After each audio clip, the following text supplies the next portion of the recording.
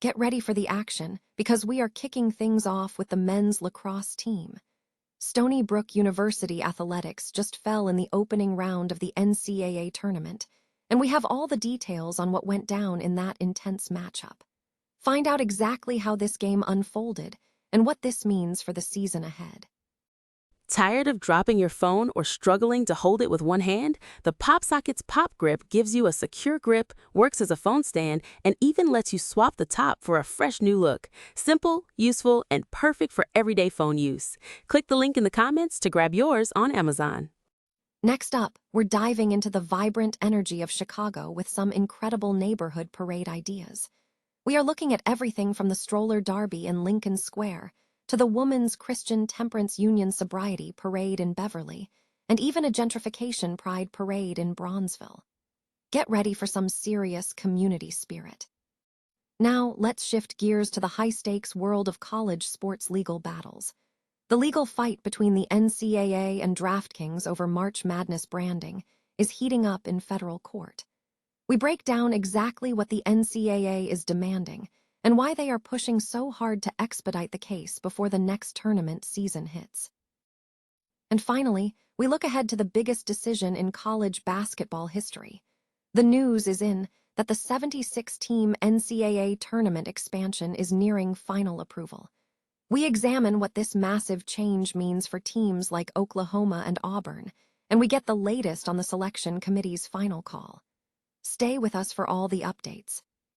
Stony Brook University's men's lacrosse team suffered a loss to Marist in the opening round of the NCAA tournament. The defeat came during the opening round matchup on the road. The game was played on May 3, 2026. The details of the match are being reviewed as the team navigates the early stages of the tournament.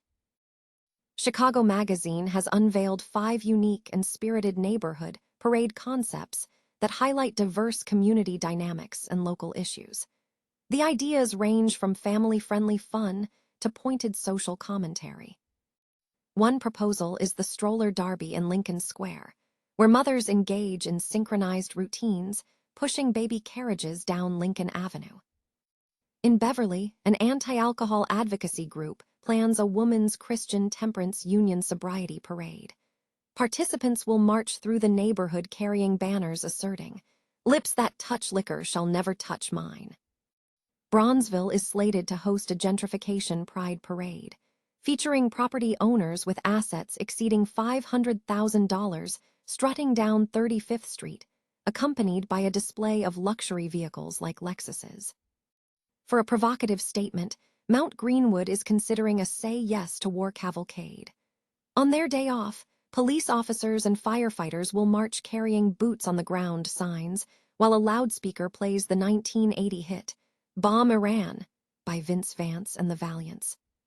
Finally, West Ridge is proposing a spontaneous block swarm on Devon Avenue, described less as a formal march and more as a game of Frogger, where numerous pedestrians randomly cross the street, intentionally creating temporary gridlock.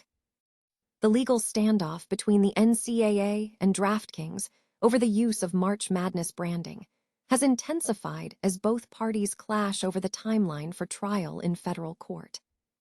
The dispute officially began on March 20, 2026, when the NCAA filed a lawsuit in the U.S. District Court for the Southern District of Indiana, alleging that DraftKings was improperly using protected tournament trademarks, including March Madness and Final Four, on its sports betting platform without authorization. Following the filing, the court denied the NCAA's request for a preliminary injunction, leaving the governing body to pursue its claims at trial. The focus of the current conflict is the speed at which the case should proceed. The NCAA has aggressively sought an expedited schedule, filing a motion in April to push for a full trial by February 2027. The organization argues that speed is critical because the value of its trademarks peaks during the college basketball season, asserting that delays allow DraftKings to continue capitalizing on the seasonal fan engagement. NCAA legal filings contend that the betting platform's conduct is intrinsically linked to the annual surge in fan interest, making the continued use of the terms particularly damaging. The NCAA warned that without acceleration, DraftKings would be able to exploit this cycle and undermine its intellectual property protection before the next tournament season. Conversely, DraftKings has vehemently opposed the expedited timeline, labeling the proposed schedule as unrealistic. The company's legal team argued that a fast-tracked trial would not lead to an efficient resolution and could potentially prolong the legal process, especially given the complexity of the discovery phase. DraftKings emphasized the intricate nature of the discovery, which involves numerous business relationships spanning the NCAA, member institutions, and partners in sports media and betting. DraftKings contended that the proposed deadlines would not allow sufficient time to thoroughly examine these connections. In response, the NCAA countered in its latest filing, asserting that DraftKings was attempting to delay proceedings and reiterating its demand for an earlier court schedule, asking the judge to reset the pretrial conference to the earliest possible date. The prospect of a 76-team expansion for the NCAA tournament is nearing a final decision, signaling a significant potential shift in college basketball. Following the successful conclusion of the 2026 tournament, which saw Michigan claim the national championship, the long-discussed expansion has gained considerable momentum. According to ESPN's Pete Thamel, the selection committee has key calls scheduled for Thursday to finalize the expansion decision, suggesting a resolution could be reached shortly. The NCAA tournament has operated with 68 teams since 2011, an expansion that began when the field grew from 65 teams and incorporated 3 additional play-in games to form the current First Four structure, which pits bottom 4 at-large teams against bottom 4 automatic bids. A move to 76 teams would primarily affect the structure of the First Four. While the top-tier tournament would largely remain unchanged, the rhetorical First Four would be significantly expanded. Instead of just 4 play-in games held on the first Tuesday and Wednesday, there would be a total of 12 play-in games spread across 2 different venues.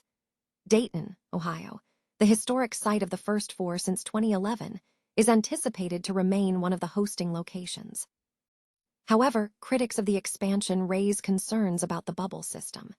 They argue that the current structure often favors teams that accumulate losses during conference play, particularly from the Power Four conferences. Concerns have been voiced that increasing the number of teams could exacerbate the issue, allowing teams many fans deem unworthy of a bid into the tournament.